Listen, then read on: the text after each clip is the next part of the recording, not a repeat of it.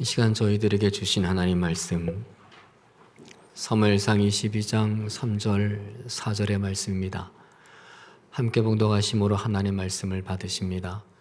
다윗이 거기서 모압 미스베로 가서 모압 아경에 이르되 하나님이 나를 위하여 어떻게 하실지를 내가 알기까지 나의 부모가 나와서 당신들과 함께 있게 하기를 청하나이다 하고 부모를 인도하여 모압 왕 앞에 나아갔더니 그들은 다윗이 요새에 있을 동안에 모압 왕과 함께 있었더라. 아멘. 오늘 어버이 섬김 주일인데요. 또 뻔한 설교를 하려고 합니다. 부모를 공경하자. 솔직히 고민도 됩니다. 또 그 이야기인가? 다 아는 거 아닌가? 나는 자신 있는가? 그런데 문득 깨달았습니다. 그래도 해야지.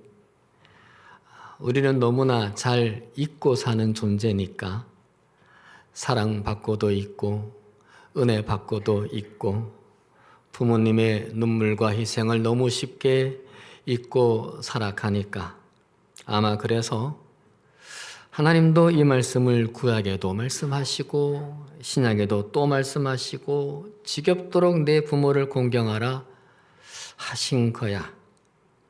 부모 사랑 없이는 여기까지 올 수 있는 사람은 한 명도 없으니까 그래도 하자 하고 오늘도 그 이야기를 하려고 합니다. 다윗을 통해서 오늘은 숨가쁜 인생 놓지 않은 사랑이라는 제목으로 효에 대한 말씀을 잠시 나누려고 합니다. 다윗을 생각하면 보통 무엇을 떠올리시나요? 골리앗을 쓰러뜨린 믿음의 용사, 이스라엘 최고의 왕, 그리고 하나님 마음에 합한 사람으로 기억합니다. 참 독특한 사람이기도 합니다. 칼을 드는 장수였고요. 그런데 눈물로 시를 쓰는 시인이었고요. 더 나아가 수금을 타는 음악가였거든요. 그런데 다윗의 인생을 자세히 들여다보면 한 가지 의외의 장면이 보입니다. 부모와 형제들에게 충분한 사랑과 인정을 받지 못하고 자란 사람이라는 겁니다. 하나님 마음에는 합했으나 사람들에게는 사랑받지 못한 사람이었다는 겁니다.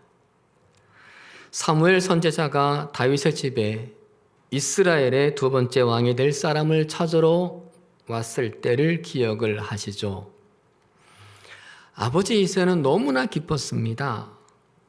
우리 집 아이들 중에 왕이 된다고 다 불러 모았습니다. 그런데 이상했습니다. 아들들 7을 다 불러 모아놓고도 다윗만은 부르지 않았습니다. 다윗은 그 시간에도 들판에 있었습니다. 아버지는 다윗에게 너는 밖에서 양이나 보고 있어라. 그렇게 남겨둔 거죠. 그런데도 아무도 다윗을 거명하는 가족들이 없었습니다.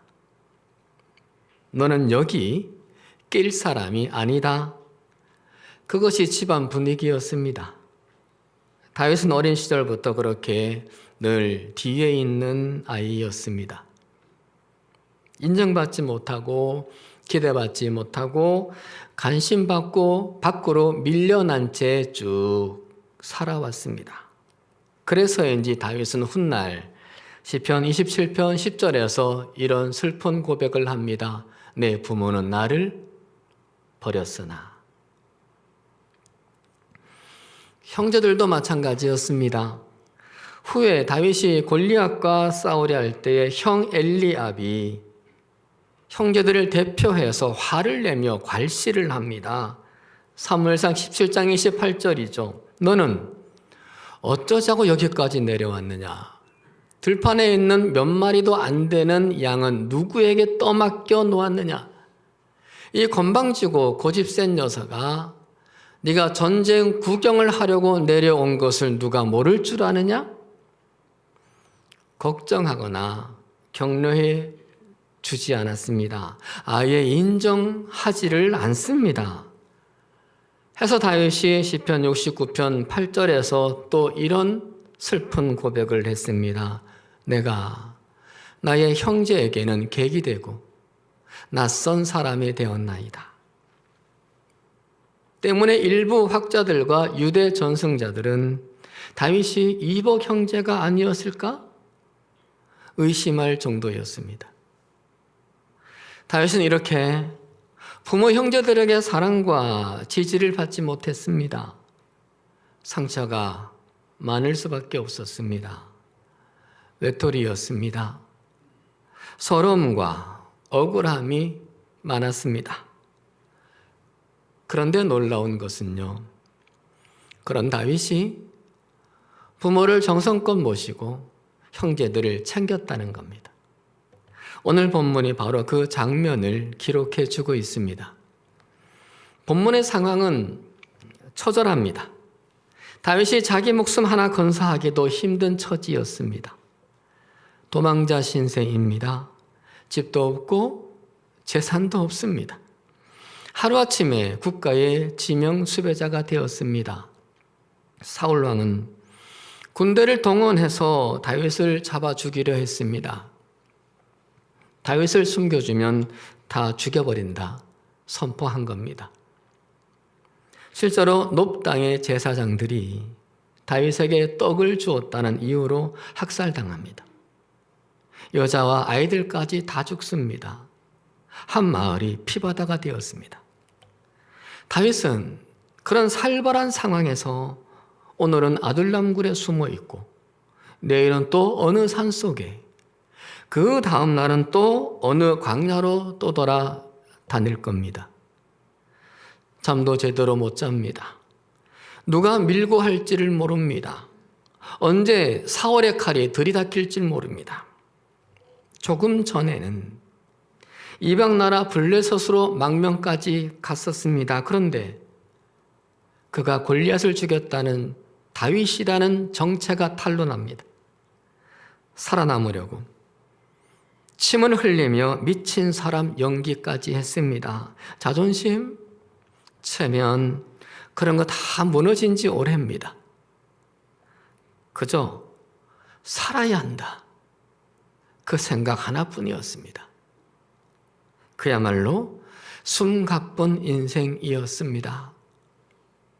그런데 여러분, 이 즈음에 이상한 장면 하나가 있습니다.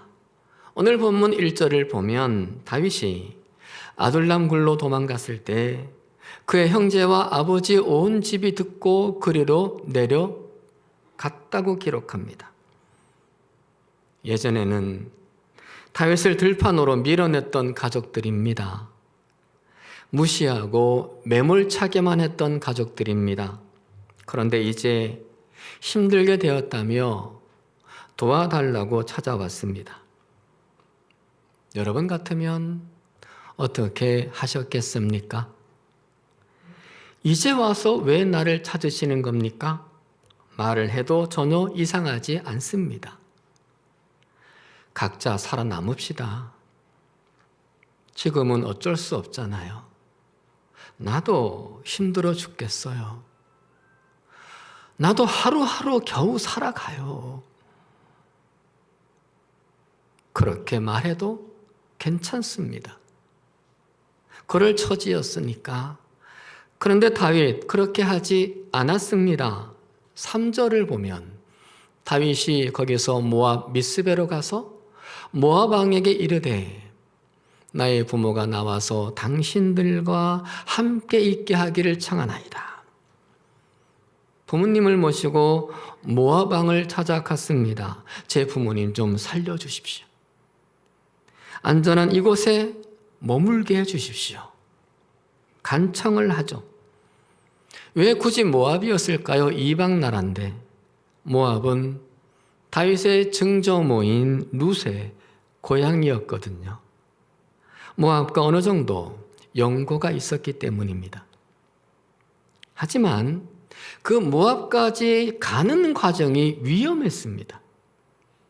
다윗이 있는 아둘람굴에서 모압 땅까지 최소한 100km입니다. 광야를 지나고 산을 넘고 사해를 돌아서 국경까지 넘어야 했습니다. 숨가쁜 도망길 속에서도 부모 사랑을 놓지 않았던 겁니다. 자기 생존보다 부모의 안전을 먼저 생각했던 겁니다. 부모에게 받은 상처가 정말 컸지만 과거를 들춰내지 않았습니다. 그렇게 숨가쁜 현실 속에서도 부모와 형제들을 외면하지 않으려고 애를 씁니다. 사람은 급해지면 본성이 나오는 법입니다. 나 살기 바쁘면 부모도 짐처럼 느껴질 수밖에 없습니다. 내 인생도 힘든데, 내 자식 키우기도 힘든데 부모까지 챙기는 것 부담스러울 수밖에 없습니다. 그런데 다윗은 달랐던 겁니다. 다윗이 어떻게 다를 수 있었을까요? 착해서? 성품이 유난히 좋아서? 아닙니다. 성경을 보면 다윗도 분노할 줄 알았고 뒤끝 있는 사람입니다. 죽을 때 아들에게 유언을 남기죠. 이 사람 저 사람 조심하고 저 사람 꼭 내 온수를 갚아라. 그런데도 부모는 끝까지 품었습니다. 그것은 믿음의 사람이었기 때문입니다. 여러분, 믿음이라는 것은 단순히 하나님 내가 당신을 믿습니다 말하는 것이 아니죠. 믿음은 하나님의 마음을 배우고 하나님의 마음을 따라 사는 겁니다. 하나님이 중요하게 여기시는 것, 그것을 나도 중요하게 여기며 사는 거죠. 그 하나님께서 십계명에서 내 부모를 공경하라 말씀하셨으니 그것이 하나님의 마음인 겁니다. 많은 계명들 중에 10가지를 뽑아 얘기할 때 내 부모 공경을 얘기했으니 그것이 부모에 대한 하나님의 마음이었던 거죠. 다윗이 이 하나님 마음을 배웠던 겁니다. 그리고 그 이후에도 수없이 그것을 반복을 하시는데 갈수록 강력해집니다, 말씀이. 레위기 19장 3절에서는 너희 각 사람은 부모를 경외하고 나의 안식일을 지키라. 하나님을 경외하는 그 단어의 경외를 부모를 경외하는 단어에 붙입니다. 엄중한 명령이죠. 안식일을 지키라 연결되어서 말씀하십니다. 무슨 말씀입니까? 하나님은 효도를 단순한 예절로 본 것이 아니에요. 도덕으로 본 것이 아니에요. 신앙으로 본 거예요. 효를 믿음으로 본 거예요. 진짜 믿음은 교회 안에서만 드러나지 않습니다. 교회 안에서 드러나지만 가장 가까운 관계에서 드러납니다. 부모를 어떻게 대하는가? 가족을 어떻게 대하며 품는가? 거기에서 드러나죠. 교회에서는 뜨거운데 집에서는 차갑다면 하나님은 그 신앙을 덜 익은 것으로 보십니다. 뿐만 아닙니다. 세월이 더 흐른 신명기 27장 16절에서는 그의 부모를 경홀히 여기는 자는 저주를 받을 것이라 할 것이요 모든 백성은 아멘 할지니라. 우리 중에 아멘 아무도 안 했거든요. 하나님이 그래서 아멘 할지니라 꼭까지 붙이세요.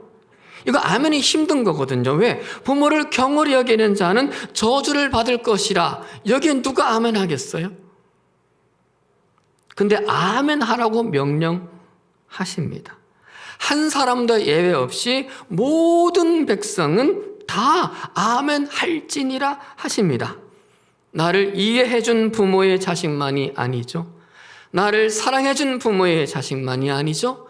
내게 많은 것을 물려준 부모의 자식만이 아니죠. 모든 백성, 그러니까 모든 자식들, 선택사항이 아니었던 겁니다. 책임이었습니다. 해서 내 부모가 완벽하면 공경하라 말씀하시지 않은 거죠. 구약에서는 하나님께서, 신약에서는 예수님께서, 초대교회 때에는 사도들이 내 부모를 공경하라. 공경하라, 그 안에 조건이 없어요. 순종하라에는 주 안에서 순종하라고 말씀을 하셨는데 공경하라에는 아무 조건이 없어요. 세상은 조건을 따집니다. 받은 만큼만 하면 돼. 상처받으면 끊어도 돼. 나 힘들면 나부터 챙겨야지. 하지만 성경은 다르게 말씀을 하셨다는 거죠. 다윗은 그래서였습니다. 그래서 감정보다 말씀을 붙듭니다. 상처보다 말씀을 기억했습니다. 해서 숨가쁜 인생이어도 힘든 삶이었어도 부모가 자식한테 해준 게 없었어도 부모님을 향한 사랑을 놓을 수 없었습니다. 사랑하는 여러분, 이 말씀이 어떤 분에게는 짐처럼 무거울 겁니다. 또 어떤 분에게는 마음이 몹시 아플 겁니다. 우리 부모님은 다윗의 부모와 같았어요. 나는 사람보다 상처를 더 많이 받았어요. 우리 아버지 나한테 아무런 기대 없었어요. 효도라는 말이 정말 저는 힘듭니다. 탄원할 수 있습니다.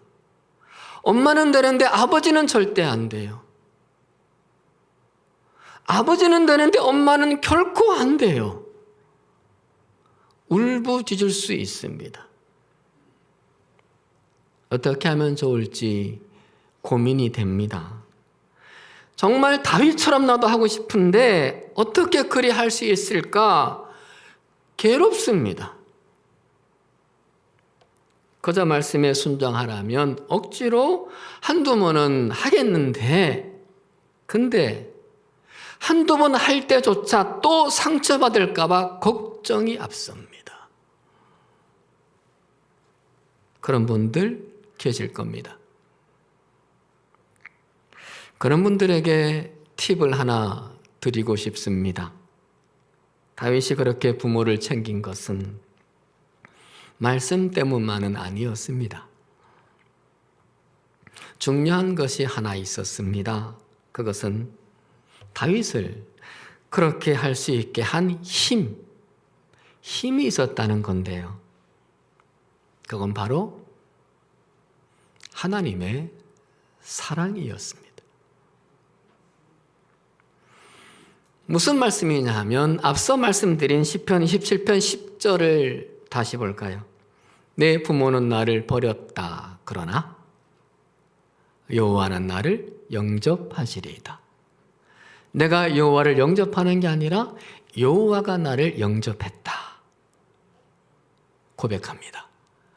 부모는 다윗을 밀어냈습니다. 버리다시피 했습니다. 없는 취급했습니다.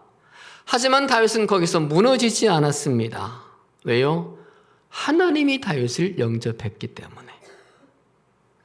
부모는 다윗을 몰랐지만 하나님은 알아주셨습니다. 부모님께 밀려났지만 하나님의 품에 안겼습니다. 부모 안에서 채워지지 못했지만 하나님 안에서 채워져 갔습니다. 사람들에게 인정받지 못했지만 하나님께 선택받았습니다. 해서 다윗은 나는 못 받았으니 나도 안 해. 이렇게 살지 않았습니다. 하나님이 나를 품으셨으니 나도 품을 수 있어 이렇게 살았습니다. 받지 못한 부모 사랑에 묶이지 않고 받은 하나님의 사랑으로 사랑하는 사람이 되어 갔습니다.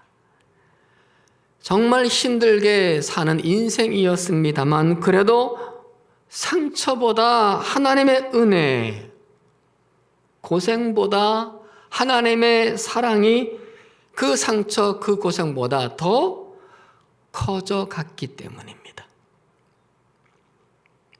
또 다른 성경 구절이 그 사실을 증명합니다. 사무엘하 9장 3절인데요. 내가 그 사람에게 하나님의 은총을 베풀고자 하노라.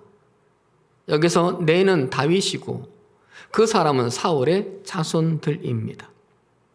다윗이 왕이 되고 나서 사울의 자손들을 챙기려고 합니다. 원수 집안을 품겠다는 겁니다. 정치적으로 보자면 제거해야 될 정적이고 화근이 될 불씨인데 말이죠. 중요한 표현은 하나님의 은총입니다. 하나님이 나 같은 사람에게 은총을 베푸셨다. 그러니 나도 누군가에게 그 은총을 베풀어야 한다 였습니다. 하나님께 받은 은혜는 다른 사람에게 흘러가는 것이 마땅한 것이라 여겼습니다. 하나님께 받은 은혜가 그 힘이 있다고 생각했습니다. 세상은 받은 만큼 사랑한다고 합니다. 그런데 복음은 그것을 넘어섭니다. 받은 것이 부족했어도 하나님께 은총을 입은 사람은 사랑할 수 있게 되어져 갑니다. 하나님께 품어진 사람은 부모도 다른 사람도 품는 힘을 얻게 되기 때문입니다. 사랑하는 여러분, 어쩌면 우리 안에도 아직 풀리지 않는 상처들이 있을 수 있습니다. 해서 지금도 마음 한구석이 시리고 아프실 겁니다. 부모가 미운데, 부모가 힘든데 신앙적으로 괴로울 겁니다. 그런데 여러분, 그럴 때 우리가 복음을 더 가까이 들여다봅시다. 복음 안에 나를 더 잠기게 합시다. 복음은 우리를 상처의 피해자로만 남겨두지 않을 테니까. 복음은 상처 입은 사람을 사랑 흘려보내는 사람으로 바꿀 힘이 있으니까. 우리는 그 복음을 받은 사람들이잖아요. 그래서 오늘 하나님께서 우리에게 물어보십니다. 너는 받은 상처만 기억하며 살겠냐? 아니면 받은 은혜를 흘려보내며 살겠느냐? 근데 여러분, 신기한 것이 하나 있습니다. 효도가 당연한 책임이자 의무이지만 반드시 따르는 상급이 있다는 겁니다. 자기 삶이 무너지는 그 순간에도 부모를 놓지 않았던 다윗을 하나님께서 놓지 않으셨습니다. 광야에서 지켜주셨고 사울의 칼날에서 지켜주셨고 굶주림에서 고쳐주셨고 아픔에서 지켜주셨습니다. 시편 38편 6절로 8절을 보면 다윗이 이런 고백을 합니다. 내가 아프고 종일토록 슬픔 중에 다니나이다. 내 살이 성한 곳이 없나이다. 마음이 불안하여 신음하나이다. 육체적으로 몹시 아픈 겁니다. 우울감에 시달리는 겁니다. 밤잠을 못 자는 겁니다. 그런데 이런 가운데서도 하나님이 있어서 살았던 거죠. 하나님이 지켜주셨고 그의 인생을 끝내 버려두지 않으셨습니다. 여러 가지 이유가 있겠지만 그 이유들 가운데 중요한 거, 내 부모를 공경하라. 그리하면 복을 누리리라. 이 말씀도 연관되어 있을 게 분명합니다. 내 부모를 공경하라. 그리하면 복을 누리리라. 혹시 오늘 부모님이 살아계신다면 이것저것 따지지 말고, 더 미루지 말고 부모님을 좀 더 챙겨보도록 합시다. 전화라도 합시다. 제가 이 설교를 했더니 일부 예배 때 예배를 마치고 전화를 하는 분들이 몇 분이 계셨어요. 밥 한 끼라도 살아생전에 더 사드립시다. 사랑합니다. 감사합니다. 그 한마디라도 합시다. 그 한마디가 부모에게는 큰 힘이 됩니다. 저희 장인어른이 살아계실 때 끝무렵에 몹시 아프셨어요. 일어나지도 못하시고 식사도 못하시고 전화를 드려서 오늘 내려갈게요. 벌떡 일어나셨어요. 손주들 본다고 벌떡 일어나시고 밥 달라 하시고. 그게 힘이거든요. 약의 힘이 아니라 자식의 사랑이 약입니다.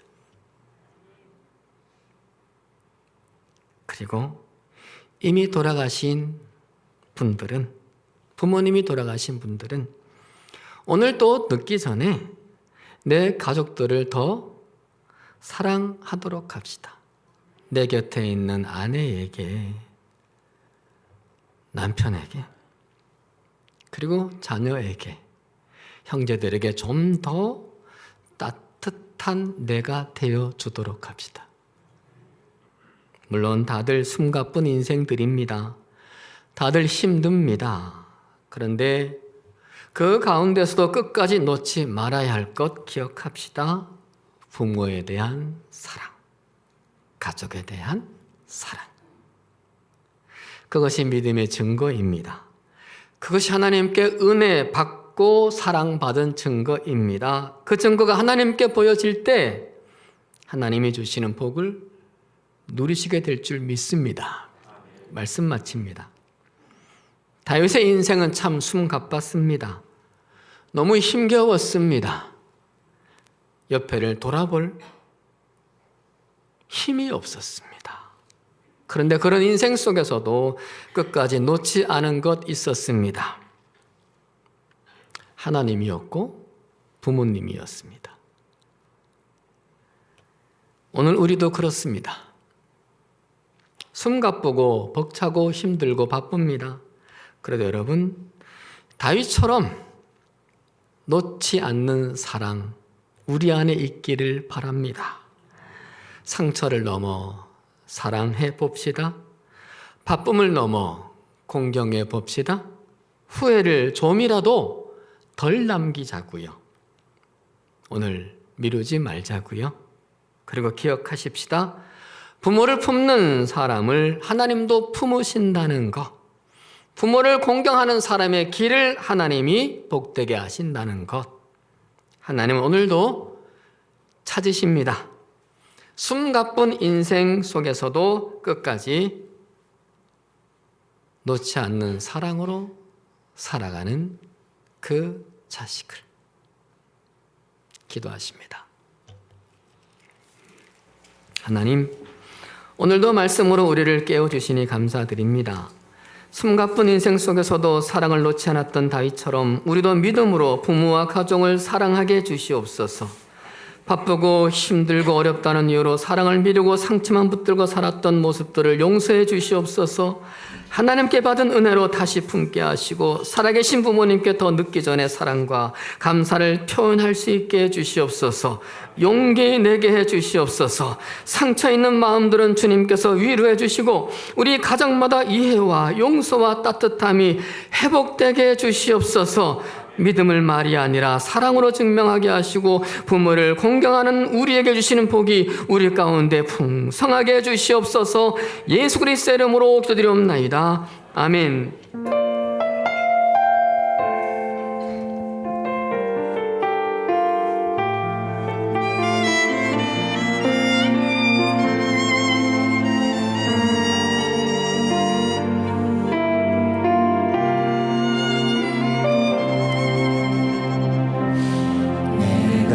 세상 살 때에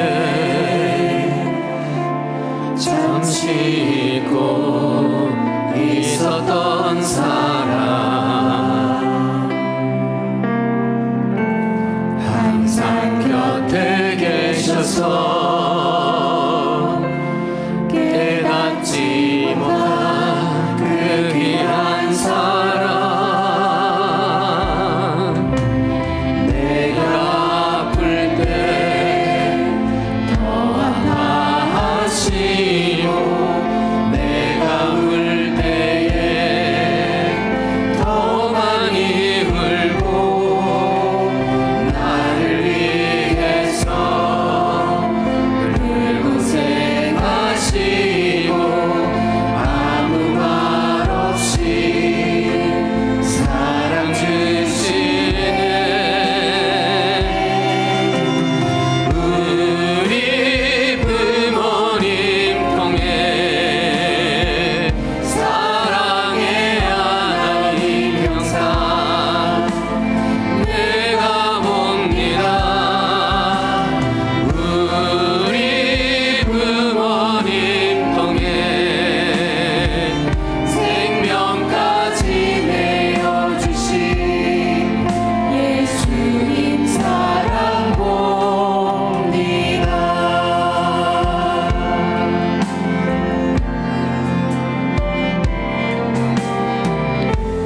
내가 세상 살 때에 잠시 잊고 있었던 사람, 항상 곁에 계셔서 깨닫지 못한 그 귀한 사람,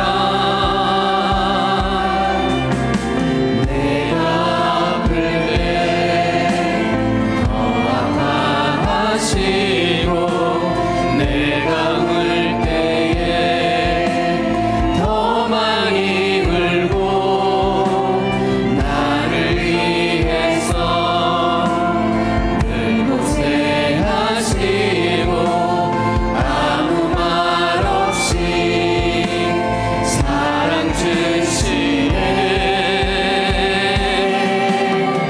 우리 부모님처럼 하나님 영광 위하여 살아갑니다. 우리 부모님처럼 이웃을 사랑하면서 주의 길 따라갑니다. 내가 아플 때 더 아파하시고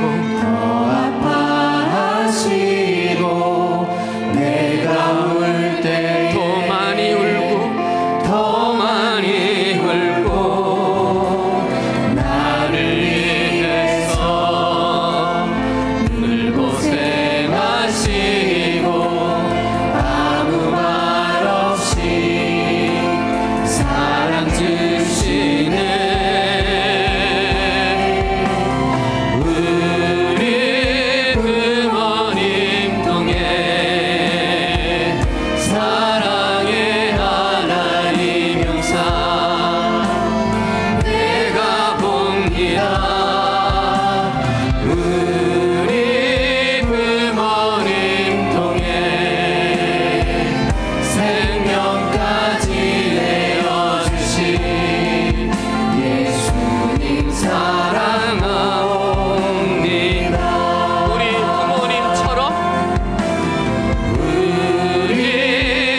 부모님처럼 하나님 영광 위하여 살아갑니다. 우리 부모님처럼 이웃을 사랑하면서 주의 길 따라갑니다.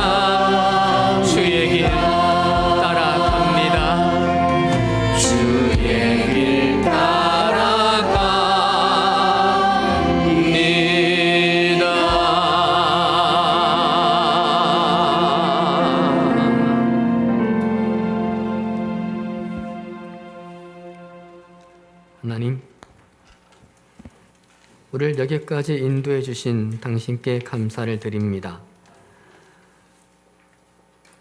하나님께서 우리를 여기까지 인도하셨지만 우리 부모님을 통해 태어나게 하셨고, 우리 부모님을 통해 길러주셨고, 우리 부모님을 통해 여기까지 오게 하셨음을 또한 감사드립니다. 아픈 세월을 살아오신 부모님들이십니다. 그러면 우리를 놓지 않으셨고 우리를 위하여 눈물과 희생으로 섬기셨습니다. 우리 모두에게 그런 부모님에 대한 그리움과 고마움이 있게 하시니 감사를 드립니다.